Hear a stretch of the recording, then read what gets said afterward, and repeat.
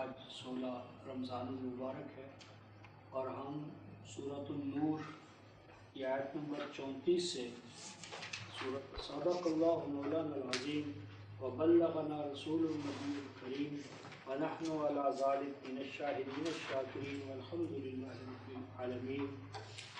وَلَقَدْ أَنزَلْنَا، اور بے شک ہم نے نازل کی، بھیجی، اتاری، الیکم، تمہاری جانب، آیات، ایسی آیتیں، ایسے احکام، ایسی ہدایتیں، مبینات، جو اپنے آپ کو کھول کھول کر بیان کرنے والی ہیں، اور بھیجی ہم نے تمہاری جانب یا اتاری ہم نے تمہاری جانب، مثلا من الذین خلو، مثالیں ان لوگوں کی جو گزر چکے ہیں تم سے پہلے، اور بھیجی ہم نے، موعظہ یہ معطوف علیہ، بھیجی ہم نے تمہاری جانب ایسی چیزیں، ایسی تعلیمات جو خالص ہیں، پیوریفائڈ ہے، خالص کی جا چکی ہیں، اور یہ جو تمام نظام ہے ان کے لیے کہ جو اقدار وحی کے ساتھ ہم آہنگ ہونا چاہیں، متقین اقدار وحی کے ساتھ ہم آہنگ ہونے والے۔ اوپر ذکر تھا اللہ کی آیات کا، اللہ کے قرآن کا، اور اللہ کا قرآن جو ہے وہ سورۃ المائدہ کی آیت 15-16 کی روح سے نور ہے۔ سورہ المائدہ آیت نمبر 15 اور 16 میں قرآن کو اللہ تعالیٰ نے نور قرار دی ہے۔ اسی طرح سورہ النساء کی آیت 174 میں قرآن نور مبین ہے، نورم مبینہ میں وَاتَّبَعُوا النُّورَ الَّذِي أُنزِلَ مَعَهُ، اور اسی طرح پھر آگے جا کر سورہ تغابن کی آیت نمبر 8 میں وَالنُّورِ الَّذِي أَنزَلْنَا۔ تو چونکہ ماقبل نور قرآن کا ذکر تھا، اب اگلی آیات میں یا آیت میں اسی نور قرآن کی اللہ تبارک و تعالیٰ تمثیل کے ذریعے اور وضاحت فرماتے ہیں۔ تو یہ نور قرآن ماقبل مذکور ہے اور نور قرآن ہی اگلا موضوع ہے۔ تو اللہ نور السماوات والارض، اس کا یہ جو ترجمہ ہے کہ اللہ ہے آسمانوں اور زمین کا نور، جس کا یہ مطلب کہ جہاں کہیں زمین و آسمان میں نور ہے وہ اللہ ہے، یعنی یہ روشنی ہے، چاند میں ہے، سورج میں ہے، لیمپ میں ہے، تو ہم کہیں کہ یہ اللہ ہے، یہ غلط ہے۔ اصل میں کہا جاتا ہے کہ الولد نور عینی، عربوں کے ہاں نور جو ہے، جب ہم کہتے ہیں بھئی یہ مثلا یہ شخص تو بیٹا میرے لیے نور ہے، فلاں میرا آنکھوں کا نور ہے، فلاں میرا فلاں ہے، تو نور کے معنی میں عربوں کے ہاں منور کا مفہوم ہے۔ اللہ نور السماوات والارض کا معنی ہے کہ آسمان و زمین کو ظہور عطا کرنے والا، آسمان و زمین کو ظہور عطا کرنے والا، وجود عطا کرنے والا، عدم سے لانے والا، عدم محض سے ظاہر کرنے والا۔ تو اللہ منور السماوات والارض، اللہ آسمانوں اور زمین کو اور آسمان و زمین کے اندر جو کچھ ہے سب کو مارز وجود میں لانے والا ہے، وجود عطا کرنے والا ہے، قائم رکھنے والا ہے، عدم محض سے یعنی وجود عطا کر کے اس کو ظاہر کرنے والا ہے۔ تو اللہ منور، اللہ منور، یعنی اللہ آسمان و زمین کو نور عطا کرنے والا ہے، وجود عطا کرنے والا ہے، قیام، بقا اور اس کے تقاضوں سے انہیں عہدہ برا کرنے والا ہے۔ فرمایا مَثَلُ نُورِهِ كَمِشْكَاةٍ، اب وہ جو اللہ تبارک و تعالیٰ کا نور ہے کہ جو آسمانوں اور زمین کو منور کر رہا ہے، یہ نور قرآن ہے، نور کلام ہے۔ یہ نور قرآن، نور کلام، اللہ تعالیٰ کے کلام کا نور کہ جو ظاہر کرتا ہے زمین کیوں بنائی گئی، آسمان کیوں بنائے گئے، یعنی یہ نور کلام اللہ، یہ اللہ تعالیٰ کے کلام کا نور ہی ہمیں بتاتا ہے ہم کون ہیں، آپ کون ہیں، یہ زمین کیا ہے، آسمان کیا ہے، زمین و آسمان کا ہمارا تعلق کیا ہے، ہمارا اپنے وجود سے کیا تعلق ہے، بھائی بندوں کے ساتھ کیا تعلق ہے۔ یعنی اس کائنات کے اوپر ایک تاریکی ہے، اس کائنات کے اوپر ایک گویا کے جہالت کا یا عدم علم کا پردہ پڑا ہوا ہے. اس عدم علم کے پردے کو اگر کوئی چیز چاک کرتی ہے حتمی اور یقینی طور پر تو وہ صرف اور صرف اللہ تعالیٰ کے کلام کا نور ہے. تو ماسل و نور ہی اللہ تبارک و تعالیٰ کی اس نور یعنی نور قرآن کی جو مثال ہے وہ اس طرح ہے کہ مشکات کہتے ہیں تاقچے کو، تاقچہ یعنی وہ جہاں پر چراغ کو رکھا جائے. کہ اس کی مثال یا اس حقیقت کو ظاہر کرنے کی ایک مثال یوں ہے کہ جیسا کہ ایک تاقچہ ہو اور اس فیہا مصباح، اس تاقچے کے اندر ہم ایک مصباح چراغ رکھیں. چراغ المصباح فی زجاجہ، اور وہ جو چراغ ہے، چراغ اس کے اوپر ایک کور ہو بیرونی ہوا وغیرہ کو روکنے کے لیے، اور وہ کیا ہو، شیشے کا ہو. یعنی وہ جو چراغ ہے وہ کور کیا گیا ہو بیرونی طور پر شیشے سے، اور وہ شیشہ کیسا ہو، الزجاجۃ کأنہا کوکب دری، وہ زجاجہ اس حد تک شفاف اور روشن ہو. الزجاجہ وہ یعنی شیشہ گویا کہ وہ ستارہ ہے. کوکب کہتے ہیں نجم تو ستارہ مطلق، اور کوکب ایسے ستارے کو کہتے ہیں کہ جس کی جو ریفلیکشن ہے، روشنی ہے، وہ ہم تک پہنچے اور پہنچنے کے ساتھ ساتھ ہم اس کی چمک کو، رونق کو، آب و تاب کو اپنے لیے یعنی بہجت کا، سرور کا، خوشی کا باعث سمجھے. گویا کہ وہ ایک ایسا ستارہ ہے، ایک ایسا روشن ستارہ ہے. درن یعنی انتہائی آب و تاب والا، انتہائی بے حد یعنی روشنی دینے والا. یوقد من شجرۃ مبارکۃ زیتونہ، اور وہ جو کوکب دری ہے اس کے اندر جو روشنی ہے، اس روشنی کا بیان ہے گویا کہ اسے روشن کیا گیا ہو. یوقد وقت سے، وقت اصل میں کہتے ہیں ایندھن کو، اور اوقد یوقد ایقاد، آگ کو جلانا، چراغ کو روشن کرنا. تو یوقد کہ جسے روشن کیا گیا ہو، من شجرۃ مبارکۃ زیتونہ، ایک ایسے بابرکت زیتون کے تیل سے. یعنی شجرہ زیتون ہو، زیتون کا درخت، اور اس درخت زیتون کے اندر سے تیل نکالا گیا ہو، اور وہ تیل جو ہے وہ اس کے اندر ڈالا گیا ہو. اور وہ جو درخت ہے زیتون کا، اس کا اپنا مقام یہ ہو کہ لا شرقیت ولا غربی، کہ وہ جس باغ میں یا جس کھیت میں، زیتون کا جو کھیت ہے، یہ زیتون کا جو باغ ہے، تو وہ جس درخت سے وہ زیتون کا تیل حاصل کیا گیا ہو، وہ درخت ایسا ہو کہ نہ تو وہ ایک سائڈ پر نہ ہو، یعنی ایسا نہ ہو کہ وہ انتہائی مشرقی سمت میں ہے یا انتہائی مغرب میں ہے، انتہائی شمال میں ہے، انتہائی جنوب میں ہے، ایسا نہ ہو، بلکہ وہ عین وسط میں ہو. یعنی وہ باغ کے یا کھیت کے عین وسط میں ہو، جس سے مراد یہ ہے کہ وہ جو سورج کی جو شعائیں ہیں، سورج کی جو شعائیں ہیں وہ براہ راست وہ حاصل کریں. یعنی سورج کی شعائیں اور غذا اور فضا اور ہوا، یعنی وہ یعنی یک طرفہ نہ ہو، یعنی وہ مشرقی یا مغربی انتہائی سمتوں میں یا شمال یا جنوب کی سمتوں میں نہ ہو، بلکہ وہ عین وسط میں ہو، اور عین وسط میں سینٹر، اور سینٹر ہونے کی وجہ سے وہ جو سورج کی شعائیں ہیں وہ گویا براہ راست ان سے زیادہ سے زیادہ متمتع ہو رہا ہو. یقاد زیتھا یضیء ولو تمسسہ النار، فرمایا کہ اس کے تیل کی پاکیزگی کا یہ حال ہو کہ قریب ہے کہ اس کا جو تیل ہے وہ بھڑک اٹھے، وہ روشن ہو جائے، اگرچہ بس معمولی سا ٹچ کرے، اسے چھوئے اس کو آگ. یعنی وہ اتنا صاف تیل ہو کہ ادھر مطلب ہے آگ کا اشارہ ہوا دیا سلائی کا مثلا، اور ادھر وہ فوراً جو ہے وہ روشن ہو گیا.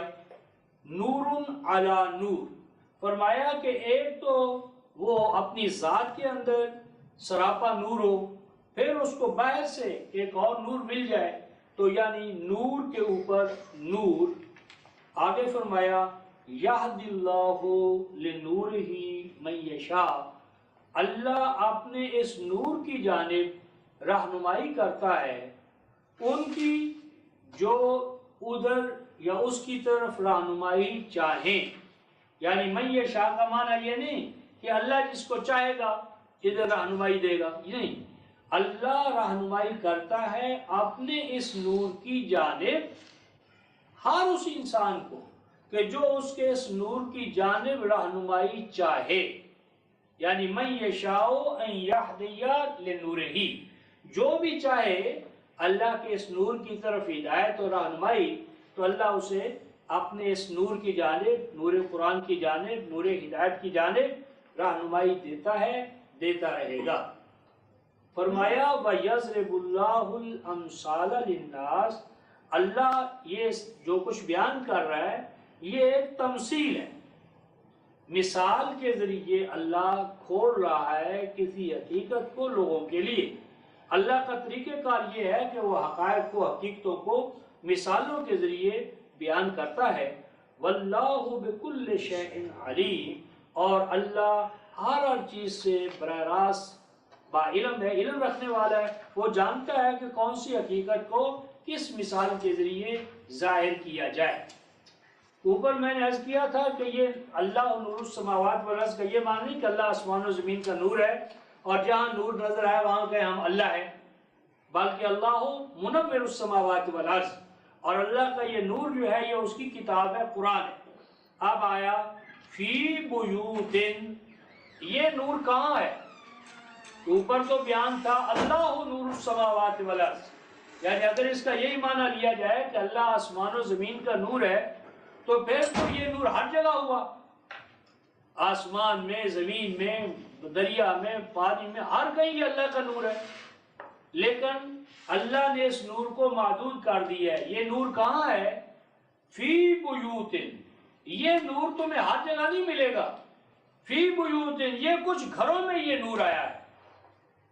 فی بیوت، یہ اللہ کا نور جس کو تم نے تلاش کرنا ہے، اللہ تمہاری رہنمائی کرتا ہے، تو یہ نور کچھ گھروں میں ہے۔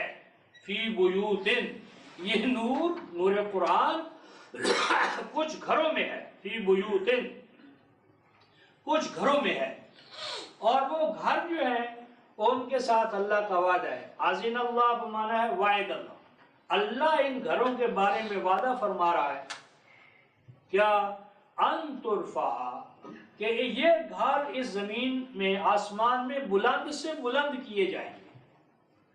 جن گھروں کے اندر اللہ کے قرآن کا یہ نور آ گیا ہے، ان گھروں کے بارے میں اللہ کا یہ وعدہ ہے کہ ان گھروں کو میں دنیا کے محلات سے، کیسر و کسرا کے محلات سے بلند کر دوں گا، بوجہ اس کے کہ ان میں میرا نور آ گیا۔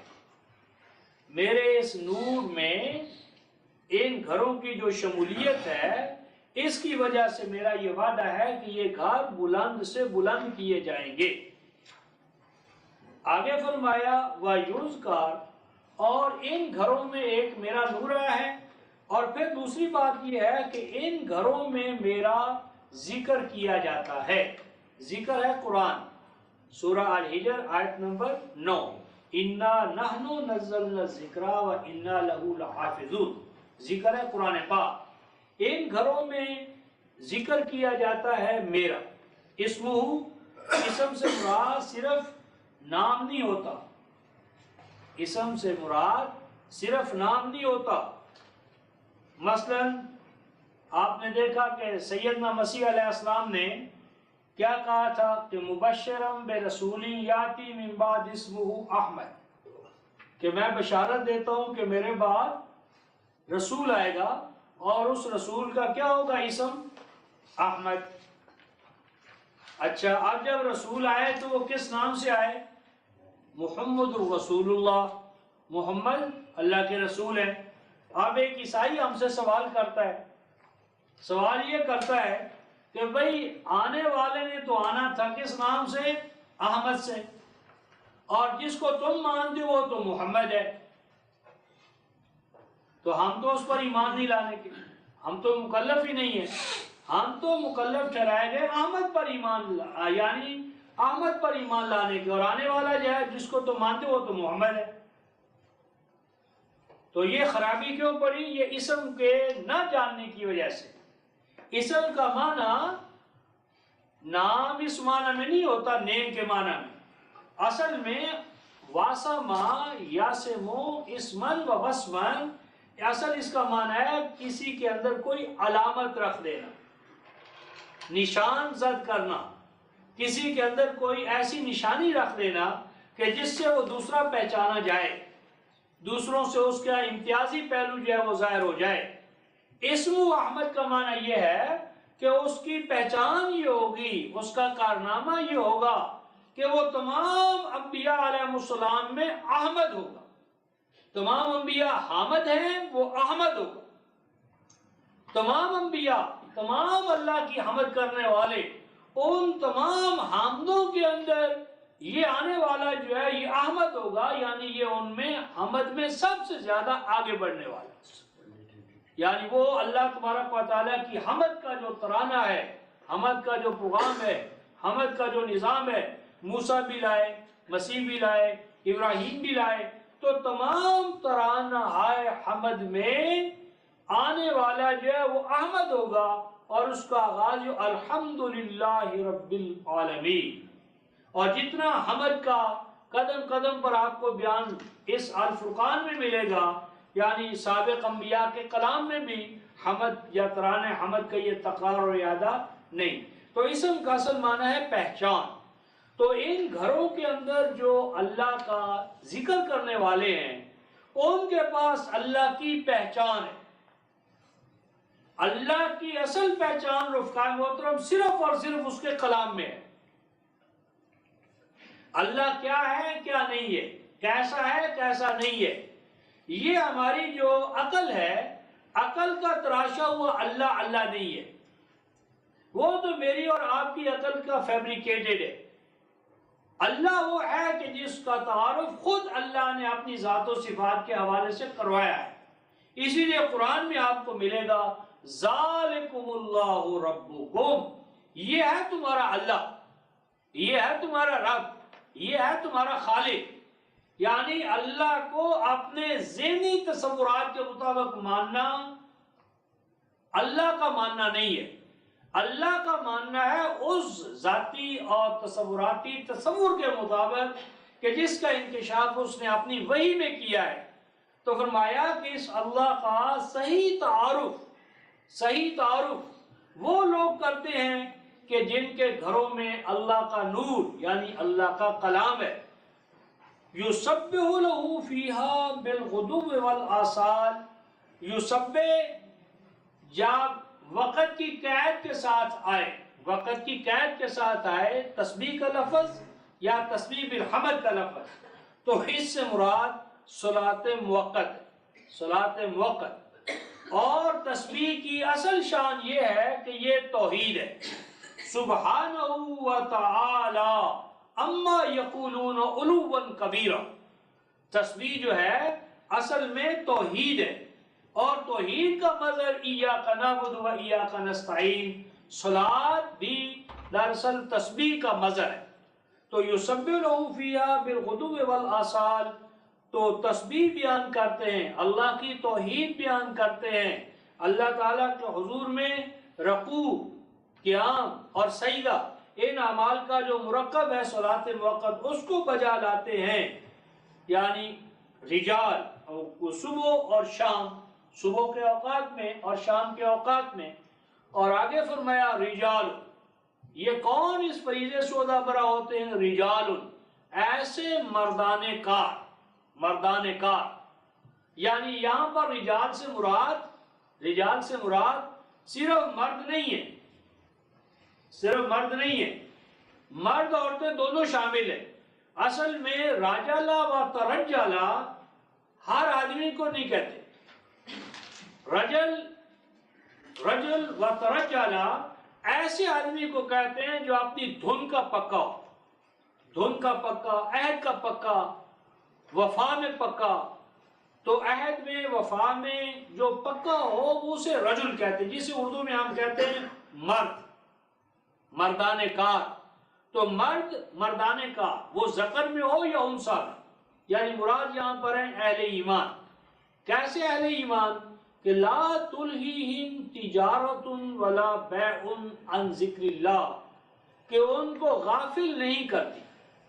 یہ وہ افراد ہیں کہ جنہیں غافل نہیں کرتا کیا؟ تجارت کا عمل. تجارت جو ہے یہ بڑے معنی میں استعمال ہوتا ہے رفقہ محترم، اور بیع جو ہے یہ چھوٹے معنی میں، خرید و فروخت، یعنی جو کامرس اینڈ ٹریڈ ہے بڑے سینس میں وہ تجارت ہے. اور جو چھوٹا ہر آدمی لیتا بھی ہے دیتا بھی ہے تو وہ بیع.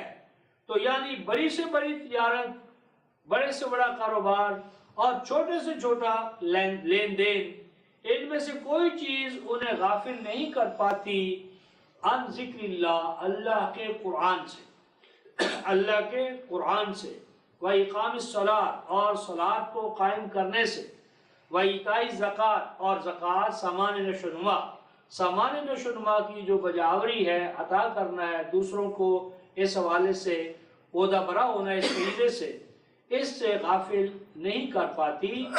کوئی بھی تجارت چھوٹی ہو یا بڑی، وہ ہر حال میں اللہ کے ذکر کے ساتھ وابستہ رہتے ہیں، اقامت صلاۃ میں لگے رہتے ہیں، دوسروں کے لیے سامان نشوونما کی فراہمی اس میں وہ اپنے آپ کو کھپائے رکھتے ہیں. اور وہ یہ کام کیوں کرتے ہیں؟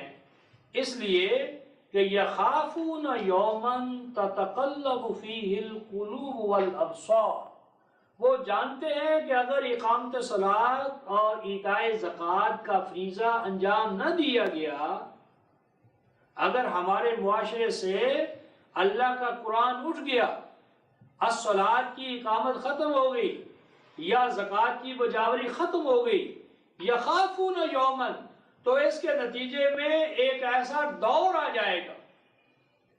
یخافون یومن، وہ لرزاں و ترسا رہتے ہیں ایک ایسے دور سے، یہ دور جس میں یہ چیزیں نہ ہوں. کیسا وہ دور ہوتا ہے؟ تتقلب فیہ القلوب والابصار، کہ اس میں جو دل اور دماغ ہیں، آنکھیں ہیں، وہ اپنا حقیقی فنکشن انجام نہیں دیتی. یعنی دلوں میں بے رحمی آ جاتی ہے اور آنکھیں جو ہیں وہ تبدیل ہو جاتی ہیں، یعنی جو مہر اور محبت کی آنکھ ہے وہ نہیں رہتی، اور پیار اور محبت سے بھرا ہوا جو دل ہونا چاہیے اپنے بھائی بندوں کے لیے، انسانیت کے لیے، وہ نہیں رہتا. مراد یہاں پر یہ ہے کہ پھر میری اور تیری کا ایسا نظام آ جاتا ہے، میری اور تیری یعنی سرمایہ دارانہ نظام، جاگیردارانہ نظام، انفرادی مفاد پرستی کا نظام، ایک ایسا نظام کہ جس کے نتیجے میں دلوں کے اندر سے مہر و وفا ختم ہو جاتی ہے اور آنکھوں کے اندر سے دوسروں کے لیے اکرام، احترام، وہ چیزیں ساری کی ساری ختم ہو جاتی ہیں. اور وہ یہ نظام جو اقامت صلاۃ اور ایتاء زکوٰۃ سے عبارت ہے، اس کو قائم کرتے ہیں، اور اس کا نتیجہ یہ نکلتا ہے لِيَجْزِيَهُمُ اللَّهُ أَحْسَنَ مَا عَمِلُوا، کہ پھر اللہ تبارک و تعالیٰ اس کے نتیجے میں، یہ لام ہے مواقبہ، لام تعقیب، نتیجہ یہ نکلتا ہے کہ پھر اللہ تبارک و تعالیٰ بدلہ دیتا ہے ان کو. کس طرح بدلہ دیتا ہے؟ احسن ما عملوا. ایک تو اس کا معنی یہ کیا گیا ہے کہ ان کے اچھے سے اچھے اعمال کا، یہ غلط ترجمہ ہے. اس کا یہ معنی نہیں کہ ان کے اچھے اعمال کا تو بدلہ ملتا ہے اور جو اچھے نہیں ہوتے ان کا بدلہ نہیں ملتا، یعنی جو سپرلیٹو ڈگری میں اچھے ان کا تو ملے اور جو حسن ان کا نہ ملے. اصل میں احسنہ کے اندر ہے جزاءً احسنہ، جزاءً احسن ما عملوا. تو یہ جزاءً جو ہے یہ مصدر محذوف ہے، وہ موصوف ہے، اور احسن اس کی صفت ہے. اس کا معنی ہے کہ اللہ بدلہ دے گا ان کو، بہترین بدلہ، بہترین بدلہ. ما عملوا، جو کچھ بھی وہ کریں گے، جو کچھ بھی انہوں نے اعمال انجام دیے ہوں گے ان کا انہیں بہتر سے بہتر بدلہ عطا کرے گا. وَيَزِيدَهُم مِّن فَضْلِهِ، اور صرف اتنا نہیں ہے کہ ان کو عمل کا بدلہ مل جائے گا، بلکہ ایسے ہے کہ وہ عطا کرنے والا کریم ہے، عطا کرنے والا کریم ہے۔ تو صرف جو ٹھہرائی ہوئی اجرت ہے وہی نہیں دے گا، بلکہ وہ اپنے فضل سے اس میں اور بڑھوتری کرے گا، اضافہ کرے گا۔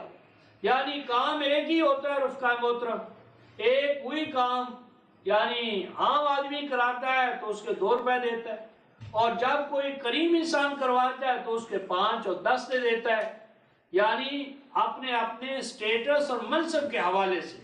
تو اللہ تعالیٰ فرماتے ہیں کہ ہم ان کو ان کے اعمال کی بہتر سے بہتر جزا ہی نہیں دیں گے جتنی ڈیو ہوگی، مزید برآں یہ کہ ہم ان کو اپنے گریس سے، فضل سے، بڑھوتری سے، اضافے سے نوازیں گے۔ اور مزید برآں فرمایا واللہ یرزق من یشاء بغیر حساب، اور اللہ عطا کرتا ہے اس کو جو چاہے، جو چاہے، اور جو چاہے اس کو کتنا عطا کرتا ہے؟ بغیر حساب، اتنا کہ جو حساب کتاب میں نہ آئے، یعنی جو حساب کتاب میں لینا چاہتا ہے اس کو بھی دیتا ہے، اور جو حساب کتاب سے بڑھ کر لینا چاہتا ہے اس کو بھی عطا کرتا ہے۔ تو اس کا فیصلہ تم نے کرنا ہے کہ تم کتنا لینا چاہتے ہو، نپا تلا لینا چاہتے ہو یا ناپ تول کے پیمانے وہاں ختم ہو جائیں وہ لینا چاہتے ہو۔ یہ تو رفقائے محترم ان آیات کا لفظی ہم نے ایک شعر دیکھا۔ اب ہم آیت نمبر 34 سے بات کا آغاز کر رہے ہیں۔ یہ جو آیت نمبر 34 ہے رفقائے محترم، اس میں 3 چیزیں ہیں۔ ایک ہے آیات مبینات، دوسرا اس میں ہے مثل، اور تیسرا ہے موعظہ۔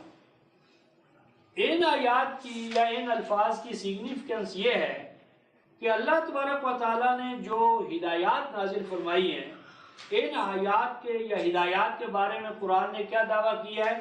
مبینات، کہ یہ ساری کی ساری سیلف ایکسپلینیٹری، لہٰذا کوئی بھی قرآن کی آیت ایسی نہیں کہ جس نے اپنے آپ کو خود قرآن میں نہ کھولا ہو، یہ ضابطہ ہے۔ بس قرآن کیا ہے اور کیا نہیں، اس کے بارے میں کسی مولوی صاحب سے پوچھنے کی ضرورت نہیں ہے۔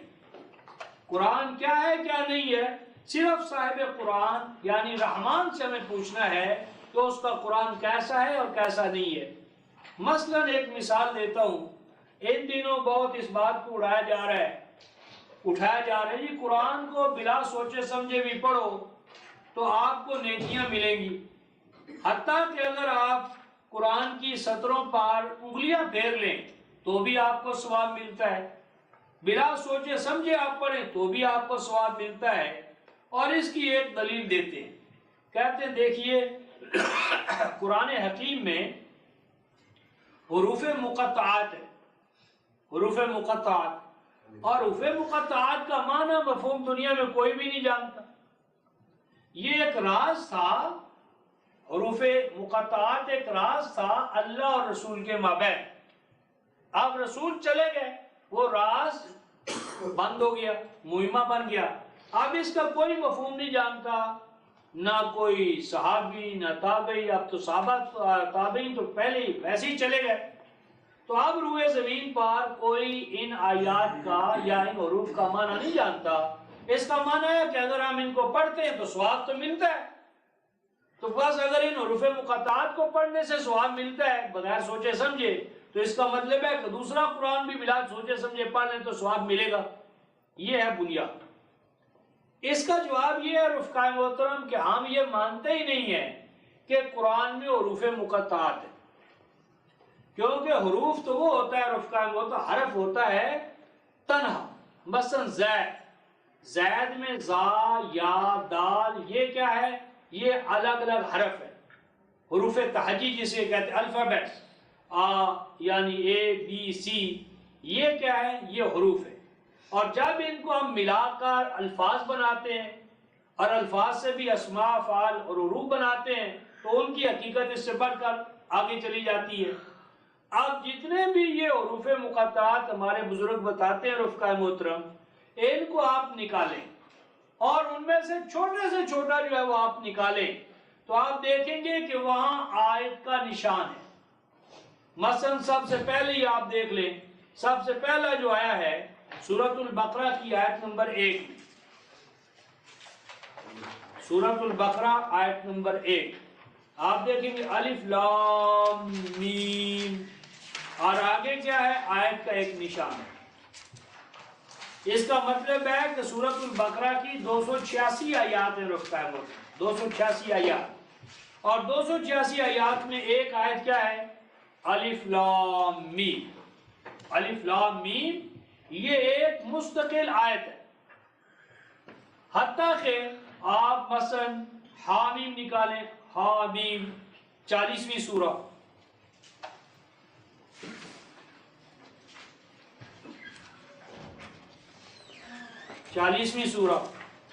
حامیم. آگے دیکھیں گے آیت کا نشان، حامیم آیت کا ایک نشان ہوگا. اب مثلا طٰہٰ 20ویں سورہ نکالیں، 20ویں سورہ طٰہٰ،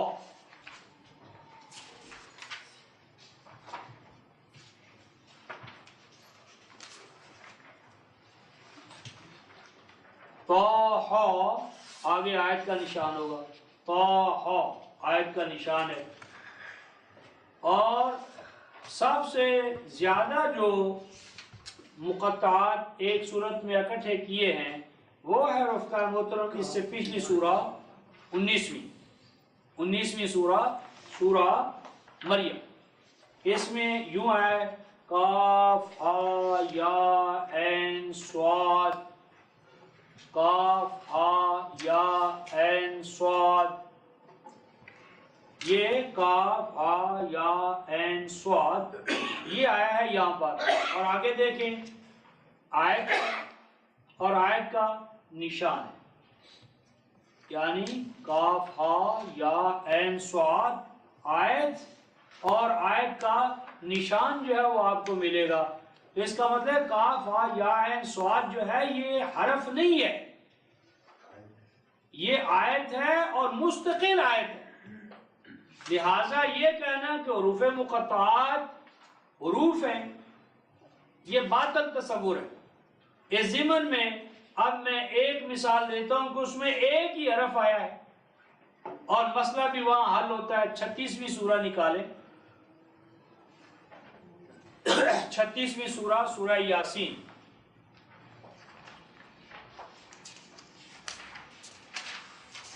چھتیسویں سورہ، سورہ یاسین.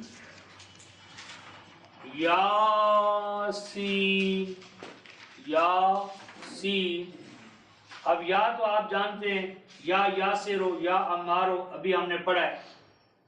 یا خطاب کا ہے، یاسین، اے سین، اے سین.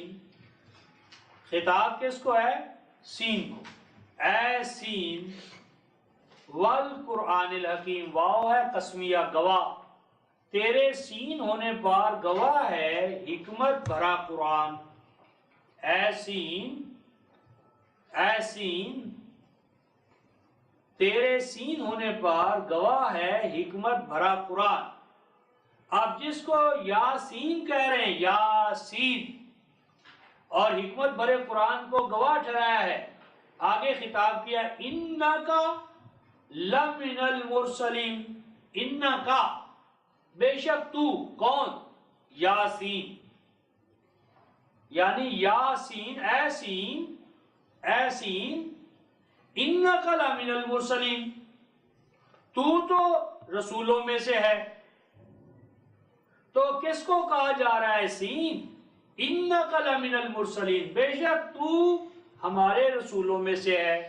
آگے دیکھیے آیت نمبر 6 لِتُنذِرَ قَوْمٌ مَا أُنذِرَ آبَاؤُهُمْ فَهُمْ غَافِلُونَ، کہ تو بیدار کرے ایک ایسی قوم کو کہ نہیں بیدار کیے گئے ان کے باپ دادا عرصہ دراز تک، کہ جس کی وجہ سے یہ غافل ہے. یعنی گویا کہ یا حرف خطاب ہوا، اے سین इन्नका लमिनल मुरसलीन। और इसी तरह पढ़ेंगे ताहा ताहा मा अंज़लना अलैकल कुरआन लितश्का। ऐ ताहा, नहीं नाजिल किया हमने ये कुरान आप पर लितश्का, कि आप नाकाम हो जाएं, नामुराद हो जाएं, नाकामियां और आपके लिए हो जाए। ये कुरान तो आपको बामुराद करने के लिए, कामयाब करने के लिए, आला से आला कामयाबियों तक पहुंचाने के लिए आया है। बस ये जो मुकामात हैं रफ़क़ाए मोहतरम, ये नबी पाक सल्लल्लाहु अलैहि वसल्लम के अस्माए सिफात हैं। ये नबी पाक सल्लल्लाहु अलैहि वसल्लम के सिफाती अस्मा हैं और ये 29 मुकामात पर आए हैं, 29 सूरतों में आए हैं। फिर इनका हमने तज्जिया किया है कि इनमें या किस्मी भी हैं, एक किस्म भी है, दो भी है, तीन भी है, चार भी है, पांच भी है, और इनमें के हर एक की बुनियाद है, हर एक की बुनियाद है, और हर एक की बुनियाद के पीछे कुरान की सनद है। तो इसके लिए कुरान फहमी के कुरानी असूलों में हमने एक मुस्तकिल चैप्टर बनाया है, यानी ये जो मुक़त्तआतुल कुरान, मुक़त्तआतुल कुरान, तो ये ऐसा ही है रफ़क़ाए मोहतरम जिस तरह हम कहते हैं मसलन डी सी। तो डी सी जो है बज़ाहिर तो दो लफ्ज़ हैं, लेकिन ये कायम मुकाम है। डी कायम मुकाम है डिप्टी, और सी कायम मुकाम है कमिश्नर। ए सी असिस्टेंट कमिश्नर। तो जिस तरह A D A, D C, ए सी, के डी ए, के पी टी, ये जितने अल्फाज हैं ये एब्रीविएशंस हैं, ये मुखफ़फ़ात हैं, और इन मुखफ़फ़ात के पीछे एक पूरा निज़ाम है, सिस्टम है। तो कुरान हकीम ने ये इस तरह है जिस तरह के आप किसी को ख़त लिखते हैं तो आप सबसे पहले एड्रेसी को जिक्र करते हैं। तो एड्रेसी कौन है कुरान का? अव्वल मुखातब मोहम्मद रसूलुल्लाह। तो ये गोया के खिताबात हैं अल्लाह की तरफ से जो मोहम्मद रसूलुल्लाह को दिए गए, और आगे हम देखेंगे कि इन खिताबात में, अलकाबात में, सिफात में नौए इंसानी की नुमाइंदगी है, इनफरादी हवाले से, इज्तिमाई हवाले से, सियासी हवाले से, मुआशी हवाले से, मुआशरती हवाले से, ज़हनी हवाले से, अखलाकी हवाले से, ईमानी हवाले से।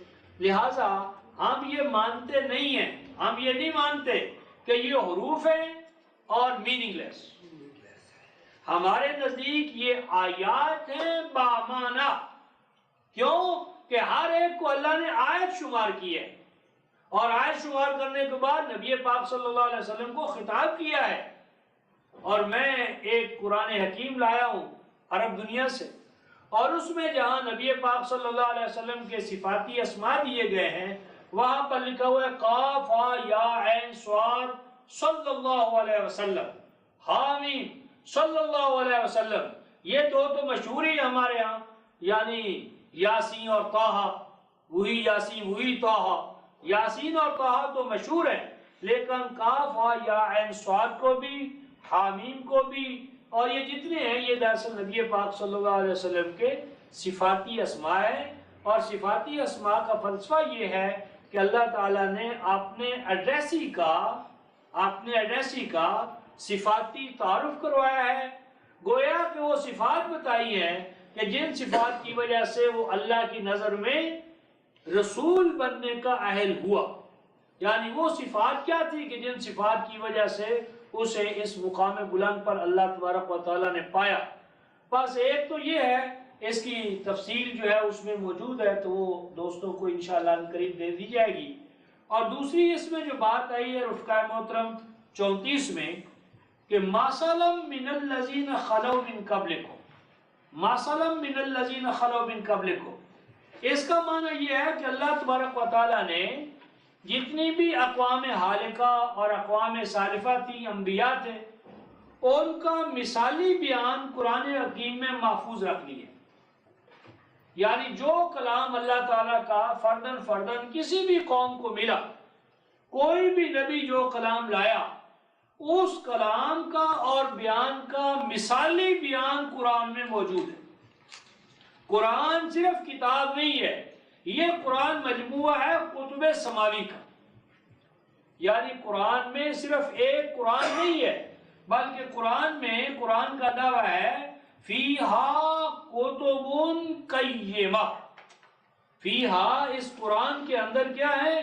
کتب قیمہ، وہ تمام باقی رہ جانے والی اٹل اور امر کتابیں، حقیقتیں، حقائق، ریالٹیز، احکام، ہدایتیں، وہ تمام کی تمام قرآن حکیم میں جمع کر دی گئی ہیں۔ نہ صرف یہ بات ہے کہ قرآن میں تمام کتب قیمہ کو جمع کیا گیا ہے، مزید برآں یہ کہ اللہ تبارک و تعالیٰ نے انبیاء ما سبق کو فردن فردن اپنے وجود اور ذات پر جو دلائل دیے، جو شواہد دیے، یعنی سیدنا موسیٰ علیہ السلام کو اللہ تعالیٰ نے جو اپنا تعارف کروایا اور اپنی الوہیت پر دلائل دیے، حضرت ابراہیم کو، حضرت مسیح کو، انبیاء کو فردن فردن جو دلائل اللہ تعالیٰ نے دیے، وہ تمام دلائل قرآن پاک میں یکجا کر دیے گئے۔ قرآن حکیم نے اس دعوے کو یوں بیان فرمایا کہ تاتہم اولم تاتہم بینۃ ما فی الصحف الاولی، یعنی 20:133، یعنی انبیاء جو الگ الگ دلائل لائے، الگ الگ دلائل لائے، وہ تمام دلائل قرآن حکیم میں جمع کر دیے گئے۔ کیوں؟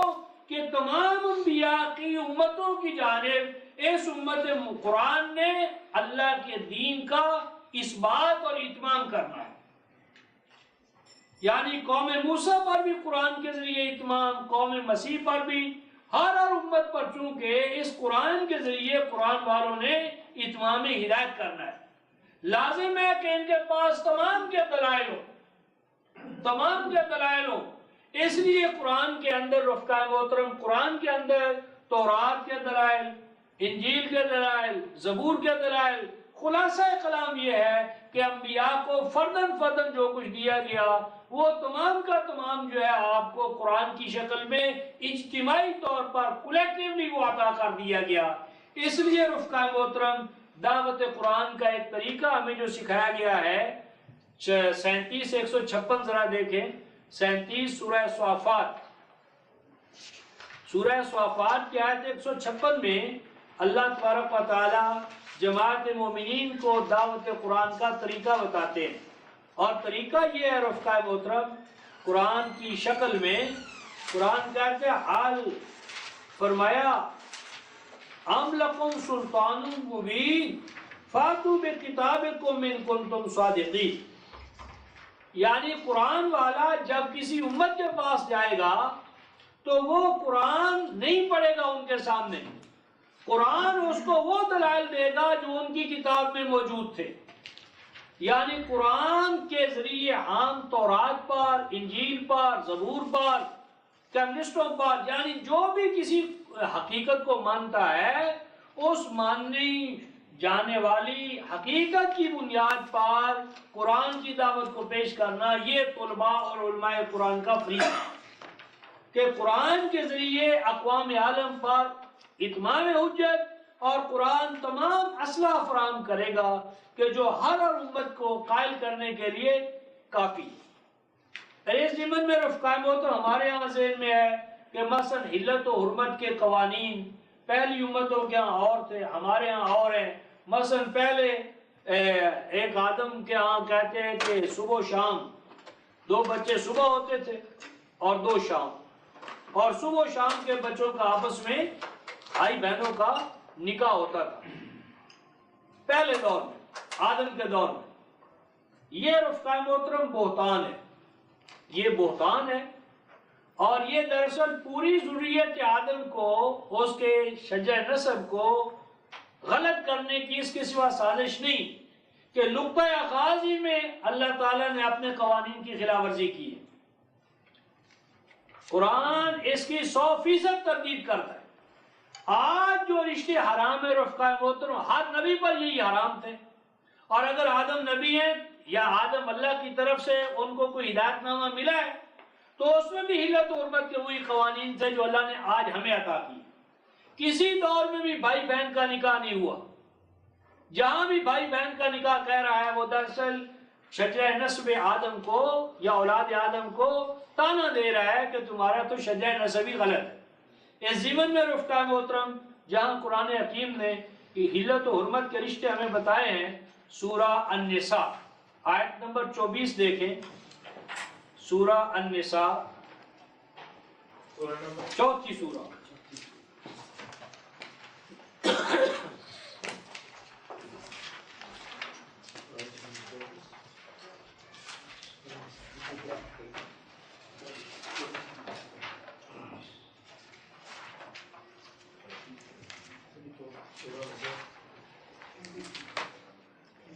یہ 24 نہیں 26ویں آیت سورہ النساء چوتھی سورہ. اب اس میں بات یہاں سے شروع ہو رہی ہے رفقا محترم، آیت نمبر 23 سے اوپر حلت و حرمت کے رشتے شروع ہو رہے ہیں. حرمت علیکم امہاتکم و بناتکم و اخواتکم. اس میں بھی ایک رائج الوقت سے ہم نے ہٹ کر بات کہی ہے، وہ کیسٹ میں موجود ہے جو لوگ سننا چاہیں. آیت نمبر 23 یہ حلت و حرمت کے تمام رشتے آ رہے ہیں، اور یہ بیان چلتے چلتے یہ آیت نمبر 25 پہ آ کر ختم ہوتا ہے. 25 پہ حلت و حرمت کا یہ بیان ختم ہوتا ہے. آیت نمبر 26 میں اللہ تعالیٰ فرماتے ہیں یرید اللہ تبارک و تعالیٰ کا یہ جو تمہیں حلت و حرمت کا بیان تھا یہ کیوں ہوا؟ یرید اللہ تبارک و تعالیٰ کا یہ ارادہ تھا. کیا ارادہ تھا؟ لیبین لکم، کہ وہ ان حلت و حرمت کے رشتوں کو کھول کھول کر بیان کر دے، کھول کر بیان کر دے. اور آگے ہے وَيَهْدِيَكُمْ سُنَنَ الَّذِينَ مِن قَبْلِكُمْ، اور تم سے پہلے جتنے بھی ابناء آدم گزر چکے ہیں. من قبلکم اللہ آدم نہیں کہا، جو بھی تم سے پہلے امتیں گزری ہیں، انبیاء گزرے ہیں، انسان گزرے ہیں، ان انسانوں کو جو تم سے پہلے تھے، تمہارے بعد نہیں، تم سے پہلے تھے. اب آدم اگر ہم سے پہلے ہے تو شامل ہے، ہمارے بعد آئے گا تو شامل نہیں ہوگا. تو نوح ہو، آدم ہو، موسیٰ ہو، مسیح ہو، ابراہیم ہو. یعقوب کے گھر میں جی 2 بہنیں تھیں، ان بہنوں سے اولاد ہو گئی. تو یہ دراصل قرآن کی حواشی پر رفقا محترم ہم نے اسرائیلیات کو، بائبل کو مسلط کر دیا. حضرت ایوب کا رات ایک بیان دوست بتا رہے تھے ٹیلی فون پر مجھے، میں نے کہا بھئی یہ قرآن نہیں ہے، یہ بائبل ہے، اور بائبل میں کتاب ایوب پڑھ لو. تو بس کتاب ایوب کو ابو ہریرہ کا نام لے کر محمد رسول اللہ کے کھاتے میں ڈالا، پھر قرآن پر چڑھا دیا. تو یہ رفقا محترم صبح کا یعنی 2 بچے صبح 2 بچے شام، آپ خود غور کریں، یہ دن اور رات کا نظام یہی تھا، یہ دن اور رات کا نظام ہی کوئی اور تھا؟ اگر دن اور نظام یہی 24 گھنٹے کا دن 24 یہ نظام ہے دن رات، تو سوچیں حضرت آدم اور حوا کیا کتنا مدد کا خیز ہے. کیا قرآن تو کہا کہ حملو و فصالو 30 شہر، تو حمل اور فصال میں اتنا فاصلہ، اتنا نظام. تو یہ انبیاء سیدنا آدم اگر نبی بھی تھے بقول ان کے، تو وہ پھر کیا کام تھا ان کا؟ اور وہ تو سارا نظام ہی پتہ یہ جنت میں کرتے تھے، یہ دنیا میں آ کر کی ہے. تو یہ سارے کا سارا جو ہے اس میں کوئی عقل یا منطق کی بات نہیں ہے. اور سب سے بڑی بات یہ ہے کہ قرآن کی واضح نص قطعی ہے سنن الذین من قبلکم، لہٰذا یہ بات سننے الہیہ کے خلاف ہے کہ 2 شادیاں بھائی بہن کی اس وقت حلال اور اب حرام ہو گئی. تو جس طرح گندم کا خاصہ تبدیل نہیں ہوا، چنے کا خاصہ، جو کا خاصہ، تو جس طرح یہ حقائق الاشیاء انچینجیبل ہے رفقا محترم، اسی طرح اگر آج 2 بہنیں اکٹھی ہونے سے انسانی سماج میں قوتیں پیدا ہوتی ہیں، تو یہ بہنیں اس وقت بھی بہنیں تھیں، یہ خون اس وقت بھی خون تھا. لہٰذا یہ خونی رشتے جتنی حلت و حرمت کے حوالے سے ہیں یہ ہمیشہ سے حلال یا ہمیشہ سے حرام ہے. اور قرآن نے کہا ما سلم من الذین خلو من قبلکم، یہ مثالی بیان ہے ان سب کا جو تم سے پہلے گزر چکے. ایک چیز.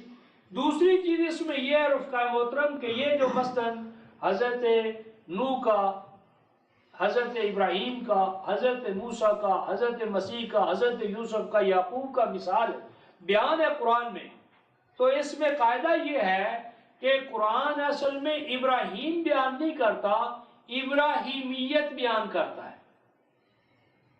قرآن کا موضوع یوسف نہیں ہے، یوسفیت ہے. قرآن کا موضوع نوح نہیں، نوحیت ہے.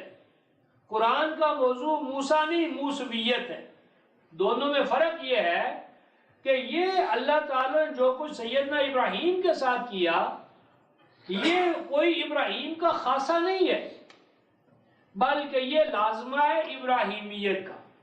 اور جب بھی کہیں ابراہیمیت پیدا ہوگی اللہ کی سنت اسی طرح اس کو نوازے گی. دو ایک مثالیں آپ کے سامنے لاتا ہوں. مثلا سورہ صافات 37ویں سورہ جو ہے رفقا محترم، سورہ صافات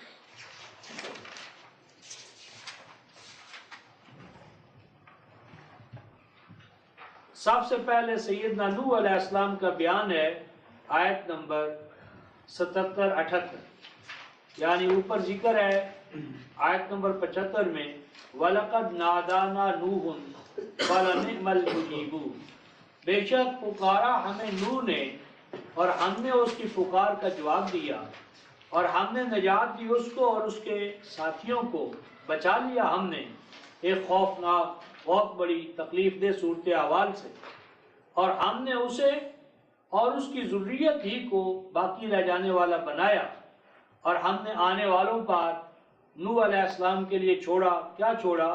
سلام علی نوح فی العالمین. اب اس کے بعد ہے رفقا محترم سلام علی نوح فی العالمین کے بعد انا کذالک نجزی المحسنین، یعنی یہ نہ سمجھ لو کہ جو کچھ ہم نے نوح کے ساتھ کیا تھا بس وہ نوح کے ساتھ کیا تھا اور معاملہ ختم. نوح کے ساتھ جو کچھ کیا تھا وہ ختم نہیں ہو گیا.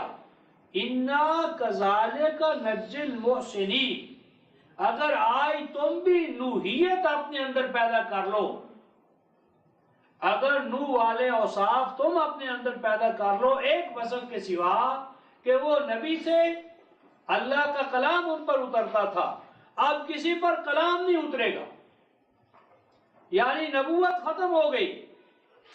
حضور خاتم النبیین ہے لیکن اللہ تعالیٰ کی نعمتیں ختم نہیں ہو گئی، اللہ تعالیٰ کے انعامات ختم نہیں ہو گئے، اللہ کی سنتیں اب عمل کرنے سے عاجز نہیں آ گئی.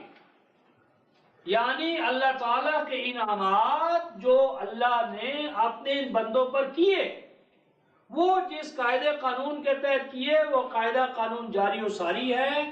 اللہ موجود، اس کے قوانین موجود، اس کی اقدار موجود. تو قرآن کہتا ہے انا کذالک نجزی المحسنین، کہ ہم نے جو کچھ نوح کے ساتھ کیا وہی کچھ ہم کر رہے ہیں، کریں گے، کرتے رہیں گے ہر محسن کے ساتھ. اور آگے دیکھیے انہو من عبادنا المؤمنین، انہو کانا نہیں کہا، انہو کانا من عبادنا المؤمنین، انہو بے شک وہ نوح، یعنی زور دینا ہے نوحیت پر. اور آگے کیا کہا؟ من عبادنا المرسلین نہیں، من عبادنا الانبیاء نہیں، ہونا تو چاہیے انہو من عبادنا المرسلین، وہ تو رسول تھا تو یوں کہتے کہ وہ ہمارے رسولوں میں سے ایک رسول تھا. نہیں کہا، کیا کہا؟ انہو من عبادنا المؤمنین، یعنی سب سے بڑا جو انعام ہے رفقا محترم وہ ایمان ہے. مومن ہونا مقام بلند ہے، نبوت جو ہے وہ جبر ہے، یعنی نبوت کے اندر نبی جو ہے اس کا کوئی استحقاق ذاتی نہیں ہوتا، یعنی نبوت کے لیے نبی جدوجہد نہیں کرتا، محنت نہیں کرتا، ریاضت نہیں کرتا. وہ غار حرا میں جا کر ریاضتیں کرنے والا ریاضتی نبی ہے، ریاضتیں کر کر کے نبی نہیں بنتا. ما کنت ترجو ان یلقا علیک الکتاب، اے نبی تمہیں کب امید تھی کہ تمہارے اوپر ہماری کتاب کا نزول ہونے والا ہے؟ اگر نبی پاک غار ہرا سے نکلنے کے دوران ملائکہ سلام کریں رفقائے محترم، شجر و حجر سلام کریں الصلاۃ والسلام علیک یا رسول اللہ، لکھنے والے لکھتے ہیں کہ جب غار ہرا سے نکلتے تھے صلاۃ و سلام کرتے تھے شجر و حجر، تو صلاۃ و سلام کر رہے تھے، کیا رسول سن رہے تھے یا نہیں؟ سمجھتے تھے یا نہیں؟ تو جب جبریل آئے تو کیا کہا؟ میں تو پڑھا ہوا نہیں ہوں۔ تو تضاد پر تضاد۔ تو یہ میری بات یہ تھی رفقائے محترم کہ انہو من عبادنا المؤمنین، ایمان وصف اختیاری ہے، لہذا ہر رسول جو ہے وہ اول مومن ہے، آمن الرسول بما انزل الیہ من ربہ والمؤمنون۔ تو یہاں پر سیدنا نوح علیہ السلام نے ذکر کیا، لیکن مقصود کیا ہے؟ نوحیت، یعنی نوح کے ایمانی اوصاف، تاکہ وہ جہاں بھی پیدا ہو جائیں اللہ تبارک و تعالیٰ انہی انعامات سے نوازیں گے کہ جو نوح کو نوازا گیا، سوائے اس کے کہ ختم نبوت نہیں ہے، کلام نازل نہیں ہوگا، اللہ تعالیٰ کی باقی تمام نعمتیں عباد اللہ الصالحین کو ملیں گی۔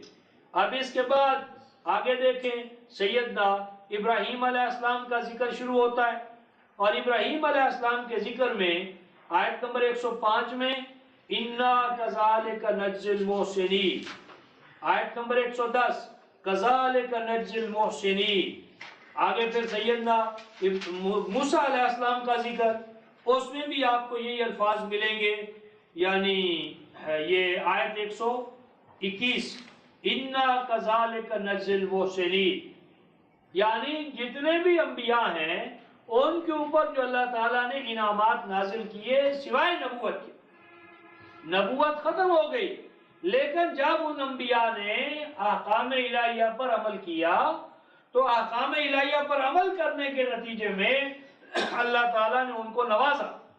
اب جب کبھی بھی کوئی امت، کوئی گروہ، کوئی جماعت ان احکام پر عمل کرے گی تو اللہ تبارک و تعالیٰ اسی طرح اسے نوازیں گے۔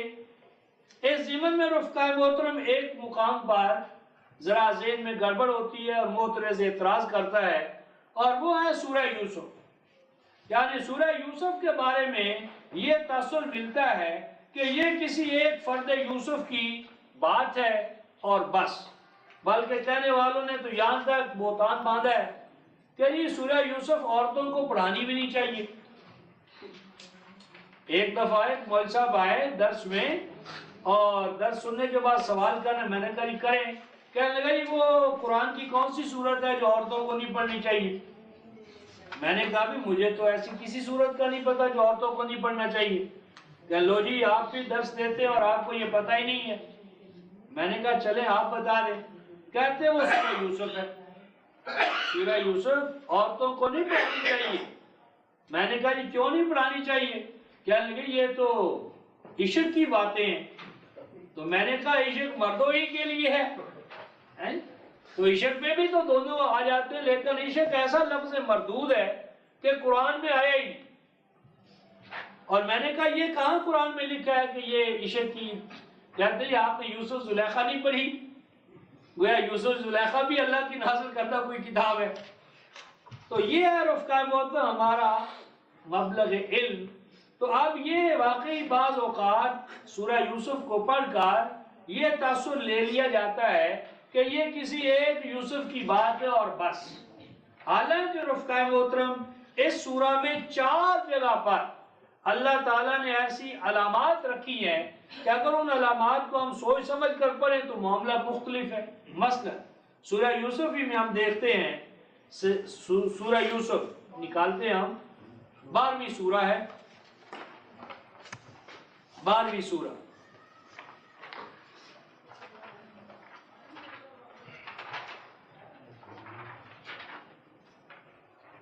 سورہ، آیت نمبر 22، 12ویں سورہ آیت نمبر 22 فرماتے ہیں وَلَمَّا بَلَغَ أَشُدَّهُ آتَيْنَاهُ حُکْمًا وَعِلْمًا، اور آگے لفظ آیا ہے وَكَذَلِكَ نَجْزِي الْمُحْسِنِينَ۔ کہ جب وہ یوسف اپنی بھرپور جوانی کو پہنچا تو ہم نے اسے حکمت سے کام لینا اور علم سے کام لینا، یہ چیزیں ہم نے اسے سکھائی۔ یہ حکمت اور علم سے کام لینا یہ نبوت کے ساتھ خاص نہیں ہے، یہ ابنائے آدم کے بارے میں بھی یہ الفاظ ہم قرآن میں پڑھیں گے، اور آگے یہ الفاظ آئے رفقائے محترم وَكَذَلِكَ نَجْزِي الْمُحْسِنِينَ، کہ یہ بات نہیں ہے کہ یہ کوئی یوسف کا اختصاص تھا اور اب معاملہ ختم ہو گیا۔ یعنی جو فرد یوسفیت کو اپنے اندر پیدا کر لے، یوسف کا کردار کیا ہے رفقائے محترم، کہ تمام آپ دیکھیں آج کے دور میں خاص طور پر اہل ایمان کے لیے سیدنا یوسف مینارہ نور ہے، کہ جہاں پر تمام دروازے بند اور وہ مطلب ہے ملکہ جو ہے وہ انتہائی گر کر کہہ رہی ہے حیت لک، اس وقت کہنا معاذ اللہ ان ربی یحسن مثواج انہ لا یفلح الظالمون۔ یہ تھا مثالی کریکٹر سیدنا یوسف کا، اور اس مثالی کریکٹر کو قرآن نے باقی رکھا آپ کے اور ہمارے لیے۔ تو اب یہاں پر قرآن نے کہا کہ یہ بات یہ تھی کہ جو کوئی اس انداز میں اپنے اندر سیرت پیدا کرے تو وَكَذَلِكَ نَجْزِي الْمُحْسِنِينَ، تو ہم محسنین کو جو کچھ ہم نے وہاں کیا وہی جواب وہی طرز عمل یہاں بھی اختیار کریں گے۔ اس کے بعد آیت نمبر 56 دیکھیں رفقائے محترم، سورہ 56 اسی سورہ کی آیت نمبر 56، کہ جب آپ سیدنا یوسف جیل سے نکلتے ہیں اور مقام امین تک پہنچتے ہیں تو یہ قرآن نے آیت نمبر 56 میں کہا وَكَذَلِكَ مَكَّنَّا يُوسُفَ فِي الْأَرْضِ يَتَبَوَّأُ مِنْهَا حَيْثُ يَشَاءُ نُصِيبُ بِرَحْمَتِنَا مَن نَّشَاءُ وَلَا نُضِيعُ أَجْرَ الْمُحْسِنِينَ۔ فرمایا کہ ہم نے اس طرح پاؤں جما دیے سرزمین مصر میں یوسف کے، اور ہم نے اسے ٹھکانہ دیا سرزمین مصر میں اس طرح کہ جہاں وہ چاہتا تھا پڑاؤ کرتا تھا، اور پڑاؤ کے اندر تحفظ بھی آ گیا، سامان نشو و نما بھی آ گیا۔ نصیب برحمتنا من نشاء، اور ہم اپنی مشیت کے تحت اس رحمت سے نوازتے ہیں۔ اور آگے قرآن کہتا ہے وَلَا نُضِيعُ أَجْرَ الْمُحْسِنِينَ، اور جو بھی محسن بن کر اس پروگرام اور نظام کو اڈاپٹ کریں اختیار کریں ان کے اجر کو ہم کسی قیمت پر ضائع نہیں کرتے، یہ ہمارا عہد ہے۔ اس کے بعد آیت نمبر 90 دیکھیں جہاں یہ تمام معاملہ کلائمیکس پر پہنچتا ہے۔ آیت نمبر 90،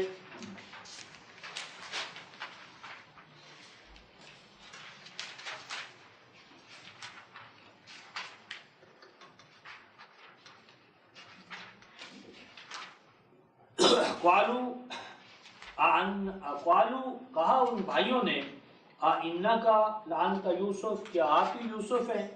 قال انا یوسف، انہوں نے کہا ہاں میں یوسف ہوں، وَهَذَا أَخِي، اور یہ میرا بھائی ہے۔ قَدْ مَنَّ اللَّهُ عَلَيْنَا، اللہ تعالیٰ نے ہمارے اوپر بڑا احسان کیا۔ آگے ہے اب یہاں جو انہوں نے کہا تھا میرے اوپر کیا، ہمارے اوپر کیا، تو اب یہاں سے یہ احساس ہوتا تھا کہ آپ کے اوپر کیا اس لیے کہ آپ اللہ کے نبی ہیں، اللہ کے رسول ہیں، آپ آل یعقوب میں سے آل ابراہیم میں سے ہیں، یہ ذہن میں آتا ہے کہ آل یعقوب آل ابراہیم نبی رسول، اس لیے اللہ تعالیٰ نے آپ پر یہ عظیم احسانات کی، یہ آتا ہے۔ تو اس سے اللہ کی ربوبیت عالمینی اور اس کا جو رب العالمین ہونا ہے وہ ختم ہو جاتا ہے۔ اس احساس کے تحت انسان ڈپریشن کا شکار ہو جاتا ہے، نہ میں نبی، نہ میں رسول، نہ میں آل یعقوب، نہ میں آل ابراہیم، لہذا میرا تو معاملہ ختم ہو گیا۔ اب قرآن یہ کہتا ہے رفقائے محترم قد من اللہ علینا، اللہ نے ہم پر بڑا احسان کیا، کیا؟ انہ من یتق ویصبر فان اللہ لا یضیع اجر المحسنین، یعنی اسی مقام پر اللہ تعالیٰ نے سیدنا یوسف کی زبان سے یا خود اللہ تعالیٰ نے یہ سمجھتے ہوئے کہ یہ کہیں ڈپریشن کا باعث نہ بن جائے میرے بندوں کے لیے، اس لیے فوراً کلیئرٹی کی، کیا فرمایا؟ اِنَّهُ مَن يَتَّقِ وَيَصْبِرْ، کہ جو کوئی بھی میرے قوانین سے ہم آہنگ ہو جائے، یتق تقوی، قوانین اقدار وحی، جو کوئی بھی اقدار وحی سے ہم آہنگ ہو، وَيَصْبِرْ، اور ہمت سے، استقلال سے، جوامردی سے احکام الہیہ پر چلتا رہے، دو ہی چیزیں، تقوی اور صبر، تو ہمارا وعدہ کیا ہے؟ فَإِنَّ اللَّهَ لَا يُضِيعُ أَجْرَ الْمُحْسِنِينَ، تو بے شک اللہ ایسے محسنین کے اجر کو کبھی ضائع نہیں کرے گا۔ گویا کہ تقوی اور صبر یہ ہے بنیادی حقیقت۔ تو جہاں کہیں بھی تقوی اقدار الہیہ کے ساتھ ہم آہنگ ہونا اور مستقل مزاجی کے ساتھ ان پر چلنا یہ ہوگا تو اللہ تبارک و تعالیٰ ایسے افراد اور جماعت کے اجر کو ضائع نہیں کریں گے۔ گویا کہ قرآن کا موضوع یوسف نہیں، یوسفیت ہے، ابراہیم نہیں، ابراہیمیت ہے، بلکہ ابراہیمیت اور ابراہیمیت میں سے ہونا یا ابراہیم کی نسل میں سے ہونا کیا معنی رکھتا ہے، اس کے لیے بھی رفقائے محترم ذرا آگے ایک سورہ ابراہیم، سورہ ابراہیم نمبر 14ویں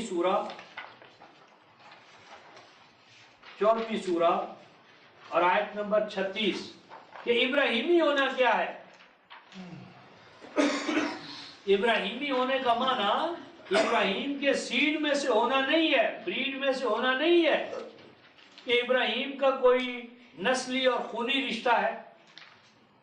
قرآن حکیم نے آیت نمبر 36 میں فرمایا رب انہن اضللن کثیرا من الناس، اے پروردگار عالم یہ جو اصنام تھے، اصنام جسے عرف عام میں رفقائے محترم بت کہتے ہیں، بت، تو یہ بت کوئی مٹی کے، لوہے کے، سونے یا چاندی کے مجرد نہ تھے، اصل میں یہ اپنے وقت کے صلحاء تھے، اپنے وقت کے انبیاء تھے، کانو صلحاء قوم، یہ اپنے وقت کے نیک اور صالح لوگ تھے۔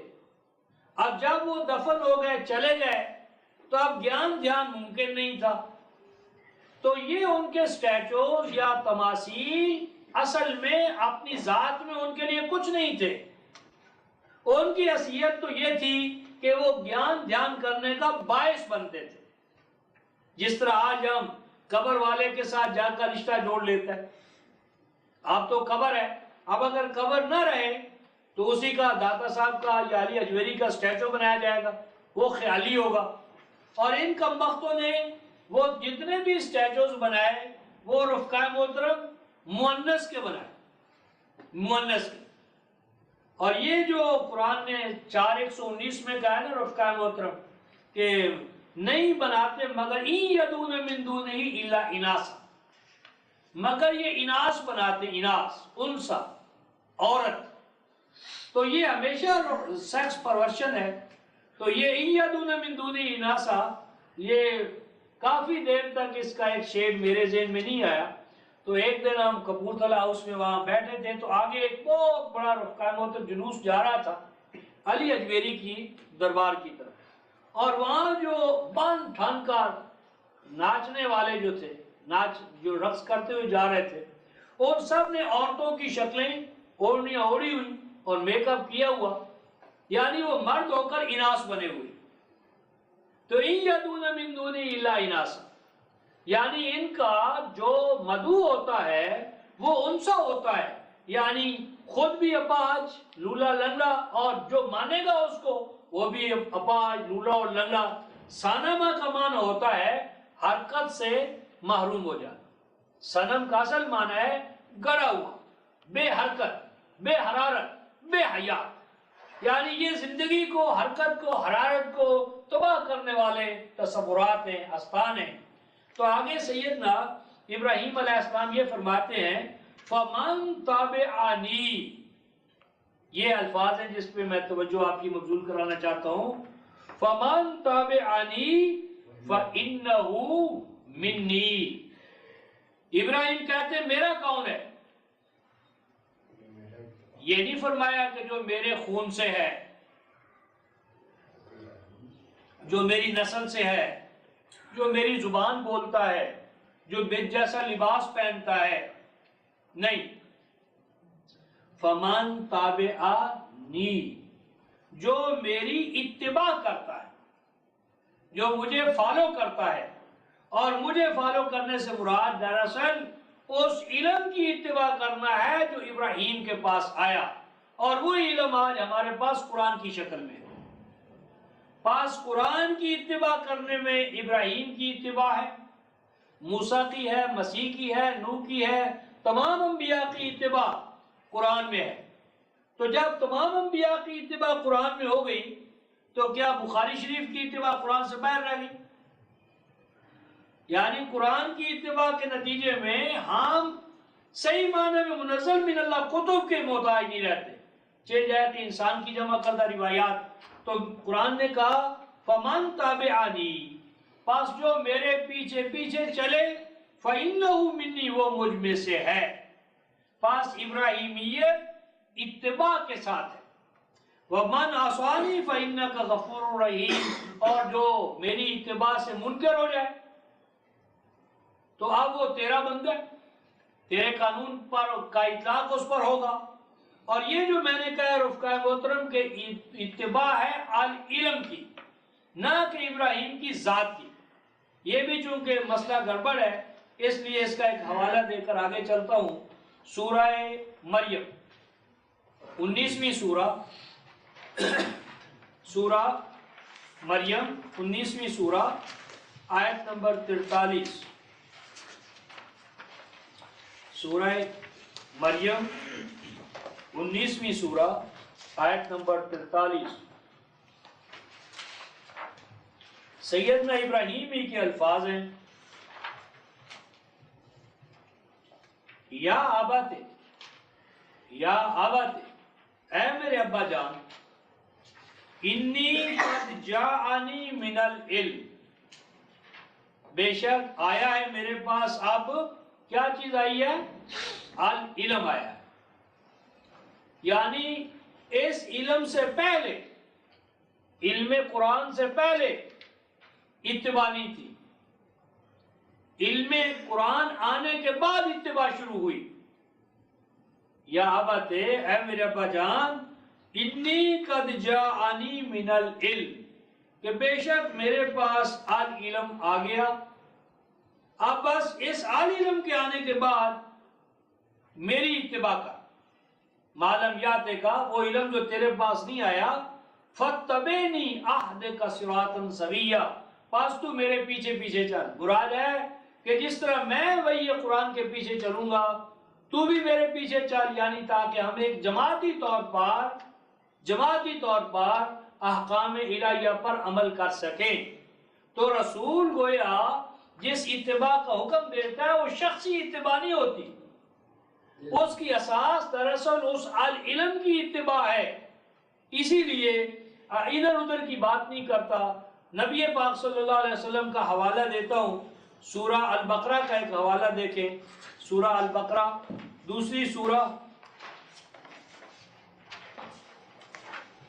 رسول کو خطاب کرتے ہوئے قرآن کہتا ہے، یہ 145،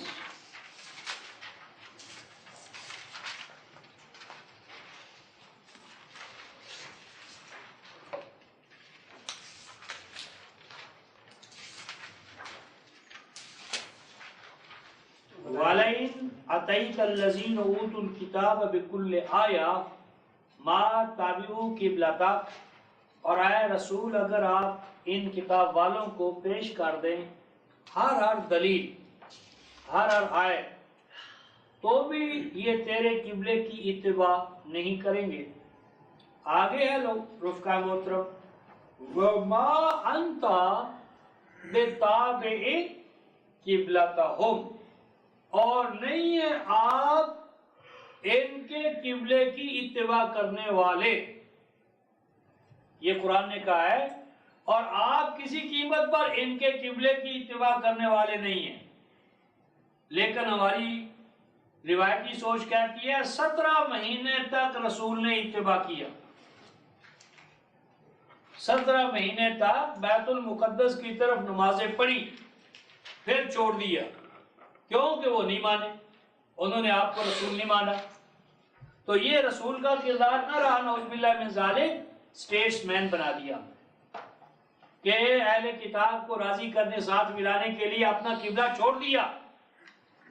قرآن نے کہا ان اول بیت وضع للناس، اول قبلہ صرف اور صرف رفقائے محترم الکعبہ ہے، بیت اللہ الحرام ہے۔ مسجد اقصی کو جو یہ آج ہمارے سامنے ہے رفقائے محترم، یہ تو نبی پاک صلی اللہ علیہ وسلم کی حیات طیبہ میں تھی ہی نہیں۔ یہ مسجد اقصی جو ہے یہ نبی پاک صلی اللہ علیہ وسلم کی وفات کے 80 سال بعد بنی ہے۔ یہ ولید ابن عبد الملک کے دور میں بنی ہے۔ جب مسجد اقصی قرآن کا لفظ آتا ہے تو ہم اس کو فٹ کر دیتے ہیں اس مسجد اقصی پر، یہ مسجد اقصی تو تھی ہی نہیں، یہ تو 80 سال بعد ولید ابن عبد الملک کے دور میں بنائی گئی ہے۔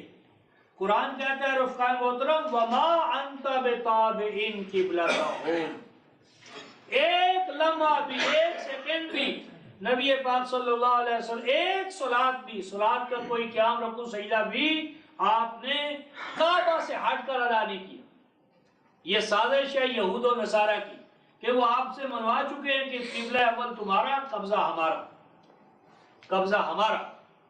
اور وہ قرآن کہتا ہے وَمَا بَعْضُهُمْ بِتَابِعٍ قِبْلَةَ بَعْضٍ، فرمایا کہ تو بھلا ان کے قبلے کی کیوں اتباع کرے، یہود اور نصارہ تو خود آپس ہی میں دست و گریبہ ہے۔ آگے ہے الفاظ، آگے الفاظ ہیں وَلَئِنِ اتَّبَعْتَ أَهْوَاءَهُمْ مِن بَعْدِ مَا جَاءَكَ مِنَ الْعِلْمِ إِنَّكَ إِذًا لَّمِنَ الظَّالِمِينَ۔ اے رسول، اگر آپ نے اتباع کی، اعتبار کیا، قابل اعتماد سمجھ لیا، کس کو؟ احواءہم، یہود کی، نصارہ کی، یا کسی بھی منحرف ملت کی جو پسند اور ناپسند ہے، آراء ہیں، خیالات ہیں، اگر آپ نے جو یہودیوں کے، نصرانیوں کے یا دوسری ملتوں کے جو خیالات ہیں، ملت جاہلیہ ہو، تو ان کے خیالات کی اگر آپ نے اتباع کی بفرض محال، اعتبار کے قابل جانا، معتبر سمجھا، کب؟ من بعد ما جاءک من العلم، اس کے بعد کہ آ گیا آپ کے پاس العلم، علم قرآن۔ اے رسول، اگر علم قرآن کے آ جانے کے بعد رسول بھی قرآن کے کسی موقف کو چھوڑ دے،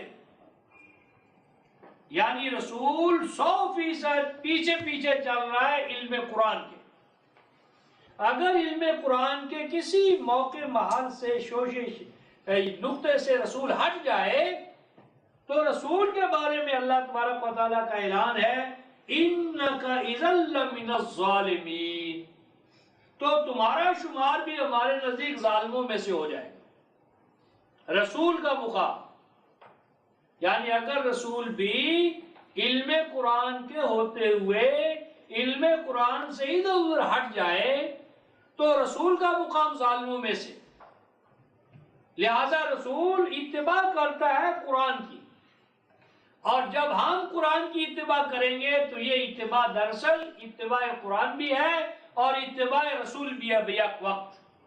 اس کے لیے ایک اور حوالہ سورہ الانعام 6 سورت آیت نمبر 50، 6 سورت آیت نمبر 50۔ عجیب بیان ہے رفقائے محترم، کل سے حکم شروع ہوتا ہے، کل، اے رسول، اعلان کا اعلان رسول کی زبان سے۔ اس سے پکا اعلان کیا ہو سکتا ہے؟ اس سے پکی حدیث کیا ہو سکتی ہے؟ اس سے پکا رسول کا ارشاد کیا ہو سکتا ہے کہ اللہ حکم دے اور حکم کی تعمیل میں رسول یہ بیان دے۔ اس کو بھی جو نہ مانے حدیث کی یا کسی بنیاد پر، اس سے بڑھ کر منکر کون ہے؟ کل، اے رسول اعلان کر. کیا اعلان کر؟ یہ اعلان ہے، لا اقول لکم، اے لوگو میں تم سے نہیں کہتا. تمہارا مولوی کہے، مفتی کہے، مجتہد کہے، اللہ کا رسول کہتا ہے میں تم سے یہ بات نہیں کہتا. یہ میرا مقام نہیں ہے کہ میں کہوں. کیا نہیں کہتا رفقائے محترم؟ اندی خزائن اللہ، کہ اللہ کے خزانے اب میرے پاس ہیں. جس طرح شاعر نے کہا ہے نا کہ اللہ کے پلڑے میں عبادت کے سوا کیا ہے. اب تو جو کچھ لینا ہے لیں گے محمد سے. اللہ کے پاس تو عبادت رہ گئی ہے. جو کچھ لینا دینا ہے وہ تو محمد سے، حسین سے، علی اجمیری سے، چشتی سے لینا تو ان سے ہے، کیونکہ اللہ کے خزانے تو اب ان کے پاس ہیں. تو یہ بہتان عظیم ہے. اللہ کا رسول کہتا ہے کہ اللہ کے خزانے لوگوں میرے پاس نہیں. اللہ کے خزانے اللہ کے پاس ہیں، میرے پاس نہیں. نمبر 2، وَلَا أَعْلَمُ الْغَيْبِ، اے لوگوں میں نہیں جانتا کل کیا ہونے والا ہے. ہمارے ہاں تو بیٹھے ہوئے ہیں دھوئیں کی دنیا میں، اور کل کون سا گھوڑا کامیاب ہوگا، کون سی لاٹری نکلے گی، کیا ہوگا ہم بتاتے ہیں. تو اللہ کا رسول اعلان کرتا ہے لا عالم الغیب، کل کو کیا ہونے والا ہے. اگر کل کا علم ہوتا رفقائے محترم تو جو کچھ احد میں ہوا کیوں ہوتا، طائف میں جو کچھ ہوا کیوں ہوا، جارانہ کے مقام پر جن 70 حفاظ قرآن کو انہوں نے شہید کیا کیوں ہوتا. فرمایا 7:188 میں لو کنت عالم الغیبہ لاستکثرت من الخیر وما مسنی السوء، اگر میں آنے والے مستقبل کو جانتا ہوتا کسی مقام پر مجھے اور میری جماعت کو پسپائی نہ ہوتی، ناکامی نہ ہوتی، کوئی نقصان نہ پہنچتا ہمیں، پہلے ہی ہم سد باب کر لیتے.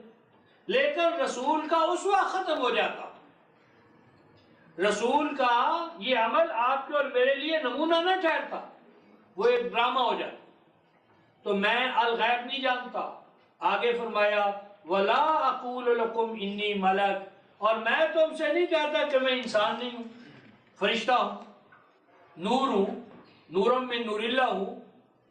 اللہ لم یلد ولم یولد، جب وہ لم یلد ولم یولد ہے تو اس کے نور سے کوئی پیدا نہیں. آگے فرمایا رفقائے محترم یہ 3 چیزیں تو نفی کی ہیں، نہ میں اللہ کے خزانے اپنے پاس رکھتا ہوں، نہ میں عالم الغیب ہوں، نہ میں سپرمین ہوں، سپر ہیومن ہوں. ان 3 چیزوں کی نفی کے بعد اب ایک حقیقت ہے مثبت، وہ کیا ہے؟ اور ان اور اللہ کے حصر کے ساتھ ان اتبع الا ما یوحى الی، اے لوگوں میں تو پیچھے پیچھے چلتا ہوں، پیچھے چلاتا نہیں ہوں، پیچھے پیچھے چلتا ہوں اس چیز کے جو اللہ میری طرف وحی کرتے، جو میری طرف وحی کیا جاتا ہے میں اس وحی قرآن کے پیچھے پیچھے چلتا ہوں. وحی کیا کیا جاتا ہے 6:19 میں بیان، اوحی الی ھذا القرآن، جو چیز بطور وحی مجھے عطا ہوا ہے وہ تو یہ قرآن ہے. تو میں وحی قرآن کے پیچھے پیچھے چلتا ہوں. تو اگر ہم وحی قرآن کے پیچھے پیچھے چلیں گے تو ہماری یہ اتباع قرآن بھی ہے، اتباع محمد بھی. آگے فرمایا قل هل يستوي الاعمى والبصير، کہو کیا بھلا برابر ہو سکتے اندھے اور دیکھنے والے. اب یہ اندھا قرار دیا ہے جو کہے کہ اللہ کے خزانے رسول کے پاس ہے. اللہ عالم الغیب نہیں، رسول بھی عالم الغیب ہے، اور رسول نور ہے، سپر ہیومن ہے، ما فوق البشر ہے. یہ نابینا پن تھا، یہ نابینا پن تھا. اور دوسری دانائی ختم، نابینا پن آ گیا. یہ آیا کیوں؟ یہ نابینا پن اس امت میں آ کیوں گیا؟ اس لیے آ گیا رفقائے محترم افلا تتفکرون، اے لوگوں تم نے عقل و بصیرت سے کام لینا کیوں چھوڑ دیا ہے؟ پہلے انہوں نے عقل و بصیرت سے کام لینا چھڑا دیا، تو جب آنکھیں بند کر لی جائیں رفقائے محترم تو پھر 5 کا نوٹ ہو اسے 50 کا کہہ دے، 50 کو کہے 500 کا ہے. آنکھیں کھلیں گی تو پتہ چلے گا نوٹ کی قدر و قیمت کیا ہے، اور آنکھیں بند ہیں تو جون سا نوٹ ہے اس کی قیمت جو چاہو منوا لو۔ اس لیے ہوا انذر بہی، اس قرآن کے ذریعے سے ڈال۔ خلاصہ کلام یہ ہے رفقائے محترم کہ قرآن میں آیات ہیں مبینات، اور حروف قرآن میں ہیں نہیں۔ قرآن میں جو مقطعات ہیں وہ بھی آیات ہیں، اور آیات ہیں مبینات۔ بس قرآن کا کوئی شوشہ، کوئی گوشہ، کوئی حرف ایسا نہیں جس کے علم کے بارے میں ہم کہیں ہم اسے جان نہیں سکتے۔ ہو سکتا ہے میں نہ جان سکوں، آپ نہ جان سکیں، لیکن بحیثیت مجموعی کل کی کل انسانیت اور سب جاننے والے جاننے کی کوشش کریں اور پھر اس پہ تالا لگاؤ، ایسا قرآن نہیں ہے۔ اور قرآن میں جو کچھ بیان ہے نبیوں کا وہ مثالی بیان ہے، امتوں کا بھی مثالی بیان ہے، اور اس سب کے اندر ہماری اور آپ کی رہنمائی ہے۔ تو اس طرح رفقائے محترم آیت 34 ختم ہوتی ہے، تو آیت نمبر 35 سے یعنی جو اللہ نور السماوات والارض، اس نور کی قرآنی مثالیں اور جن گھروں میں ہے، اس کے حوالے سے کل بحث کریں گے۔ آخر دعوانا الحمدللہ۔